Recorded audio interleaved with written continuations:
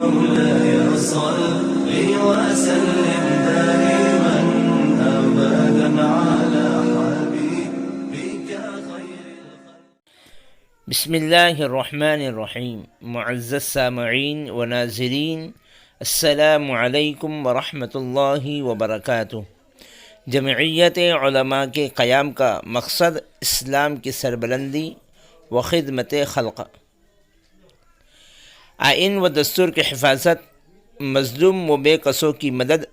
سیلاب و آفات میں اجڑے لوگوں کی باز آباد کاری، بے قصور گرفتار لوگوں کی مفت قانونی امداد، ملک کے مختلف مذاہب کے لوگوں کے درمیان غلط فہمیوں کا ازالہ اور بھائی چارہ، امن و ایکتا کا فروغ، عصری علوم میں اعلیٰ تعلیم حاصل کرنے والے طلباء کے لیے اسکالرشپ، مسلمانوں کے دین و ایمان کی حفاظت و بقا کے لیے ہزاروں جز وقتی و کل وقتی مدارس و مکاتب دینیہ کا قیام، اصلاح معاشرہ مہم، آئینی مسائل کے لیے محاکم شرعیہ کا قیام، ملک میں عدل و انصاف اور اس کے اتحاد و سالمیت سمیت ملک کے تمام شرعی، دینی، دستوری و شہری حقوق کی حفاظت کرنا ہے۔ آزادی ہند کے لڑائی میں قائدانہ کردار ادا کرنے والی متحدہ قومیت کی علم بردار تنظیم جمعیت علماء ہند کے ذمہ داران کے ہاتھوں کو مضبوط کرنے کے لیے جمعیت علماء شہر کانپور کے صدر ڈاکٹر حلیم اللہ خان کی سرپرستی اور جنرل سیکریٹری مولانا امین الحق عبداللہ قاسمی کی نگرانی میں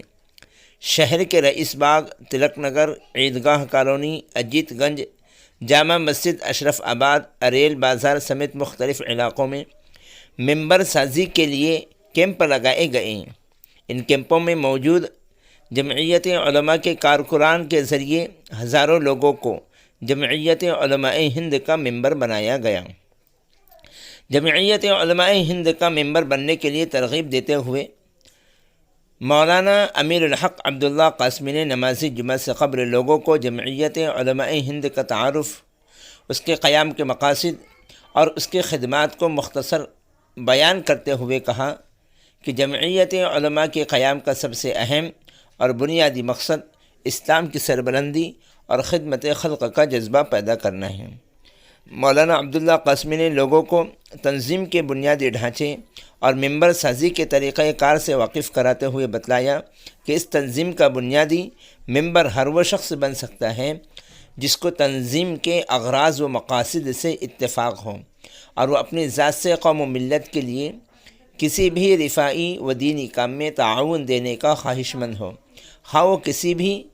دیگر تنظیم کا یا کسی بھی دیگر سیاسی پارٹی کا ممبر ہوں، بشرطے کہ وہ کسی ملک مخالف، اسلام مخالف تنظیم و تحریک کا حصہ نہ ہو۔ اس تنظیم میں مقامی یونٹ، شہری یونٹ، ضلعی یونٹ کے کسی بھی عہدیدار کے لیے حافظ عالم یا کسی مخصوص ڈگری کی کوئی قید نہیں ہے۔ ملت کی خدمت کا جذبہ رکھنے والا ہر عاقل و بالغ مرد عورت اس تنظیم کے ممبر ہو سکتے ہیں۔